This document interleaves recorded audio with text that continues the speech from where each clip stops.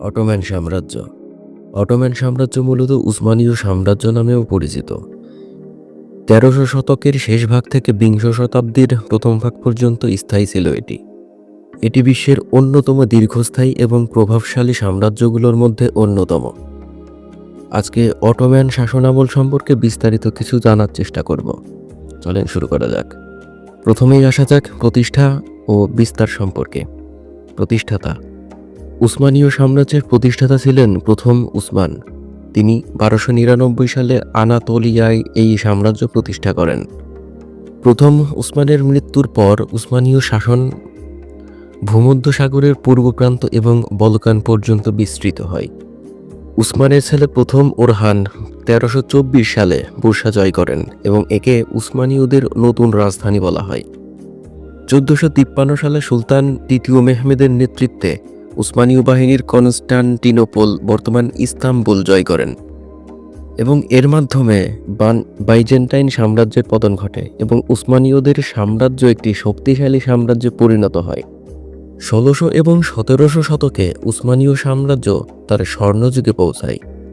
এই সময়ে সাম্রাজ্য ইউরোপ, এশিয়া ও আফ্রিকার বিস্তীর্ণ অঞ্চল জুড়ে বিস্তৃত ছিল। এবার আসা যাক এর শাসন ব্যবস্থা সম্পর্কে। সুলতান। সুলতান ছিলেন সাম্রাজ্যের সর্বোচ্চ শাসক এবং তিনি ছিলেন একাধারে রাজনৈতিক, সামরিক ও ধর্মীয় নেতা। প্রশাসন। উসমানীয় সাম্রাজ্যের একটি সুগঠিত প্রশাসন ব্যবস্থা ছিল। এর স্থানীয় সরকার অনেক সময় স্বাধীনভাবে পরিচালিত হতো। ১৯০৮ সালের তরুণ তুর্কি বিপ্লবের পর উসমানীয় সাম্রাজ্য সাংবিধানিক রাজতন্ত্রের পরিণত হয়।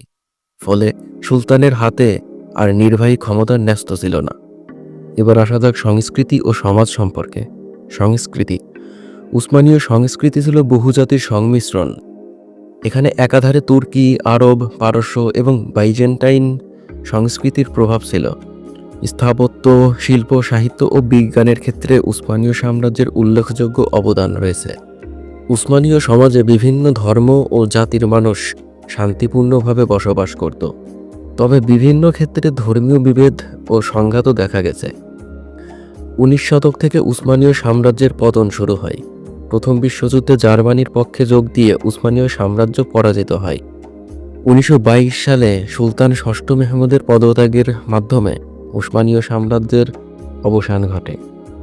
উসমানীয় সাম্রাজ্য বহু শতাব্দী ধরে বিশ্বের রাজনৈতিক ও সংস্কৃতিতে গুরুত্বপূর্ণ ভূমিকা পালন করেছে। এই সাম্রাজ্যের ইতিহাস আজও বিভিন্ন দেশে আলোচিত ও চর্চিত হয়। চলুন এবারে জেনে নেওয়া যাক অটোম্যান সাম্রাজ্যের সামরিক শক্তি ও বিজয়ের ইতিহাস সম্পর্কে। অটোম্যানরা তাদের সামরিক শক্তির জন্য বিখ্যাত ছিল। তাদের ছিল শক্তিশালী সেনাবাহিনী ও নৌবাহিনী। তারা কামান এবং আগ্নেয়াস্ত্রের ব্যবহারে অগ্রণী ছিল, যা তাদের বিজয় অর্জনে সহায়তা করেছিল। কনস্টান্টিনোপল বিজয় ছিল তাদের সবচেয়ে উল্লেখযোগ্য সামরিক বিজয়, যা ১৪৫৩ সালে ঘটেছিল। অর্থনীতি এবং বাণিজ্য। অটোম্যান সাম্রাজ্য একটি গুরুত্বপূর্ণ বাণিজ্য কেন্দ্র ছিল। তারা পূর্ব এবং পশ্চিমের মধ্যে বাণিজ্য পথ নিয়ন্ত্রণ করত। তাদের অর্থনীতি কৃষি, বাণিজ্য এবং কারুশিল্পের উপর নির্ভরশীল ছিল। তাদের ধর্ম এবং সহনশীলতা। এ প্রসঙ্গে বলা যায়, অটোম্যান সাম্রাজ্য একটি বহু ধর্মীয় সাম্রাজ্য ছিল। তারা বিভিন্ন ধর্মীয় গোষ্ঠীর প্রতি সহনশীল ছিল, তবে কিছু ক্ষেত্রে বিধিনিষেধ ছিল। ইসলাম ছিল তাদের রাষ্ট্রধর্ম এবং সুলতান ছিলেন তাদের খলিফা।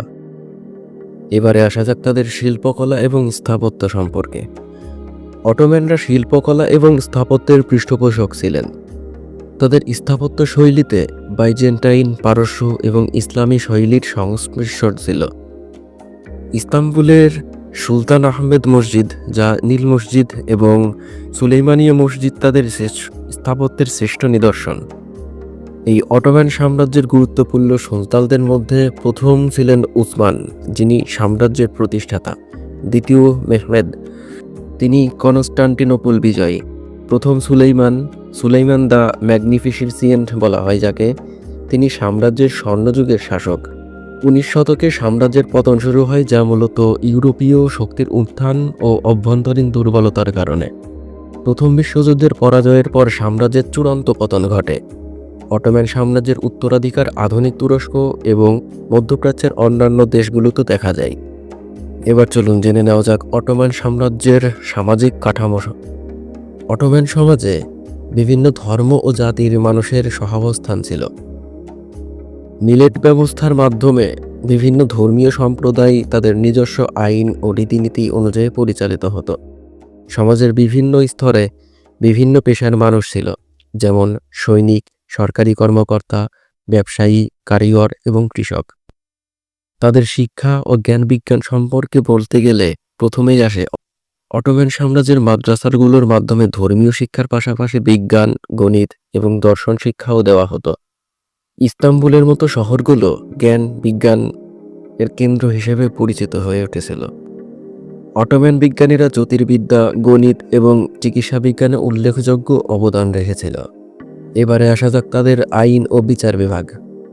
অটোম্যান আইন ব্যবস্থা ইসলামী শরিয়া এবং সুলতানের ফরমানের উপর ভিত্তি করে গড়ে উঠেছিল। কাজী নামক বিচারকরা স্থানীয় পর্যায়ে বিচার কার্য পরিচালনা করতেন এবং সুলতান পরিষদ সর্বোচ্চ আদালত হিসেবে কাজ করত। অটোম্যান সাম্রাজ্য বিভিন্ন প্রদেশে বিভক্ত ছিল, যা ভিলায়েত নামে পরিচিত ছিল।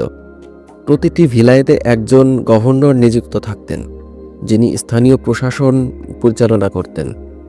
কেন্দ্রীয় সরকার প্রাদেশিক প্রশাসকদের মাধ্যমে সাম্রাজ্যের উপর নিয়ন্ত্রণ বজায় রাখত।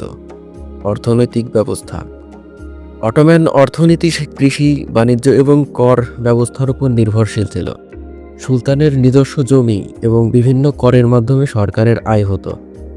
বাণিজ্য পথগুলোর নিয়ন্ত্রণ এবং বিভিন্ন দেশের সাথে বাণিজ্যিক সম্পর্ক সাম্রাজ্যের অর্থনীতিতে গুরুত্বপূর্ণ ভূমিকা রেখেছিল। এই ছিল অটোম্যান সাম্রাজ্যের সংক্ষিপ্ত বিবরণ। ভালো লাগলে চ্যানেলটিকে সাবস্ক্রাইব করে রাখতে পারেন এবং উৎসাহ দিলে ইতিহাসের বিভিন্ন ঘটনাগুলো আপনাদের সামনে সংক্ষিপ্তভাবে উপস্থাপন করব ইনশাআল্লাহ। জাযাকাল্লাহু খাইরান। আসসালামু আলাইকুম ওয়া রাহমাতুল্লাহ।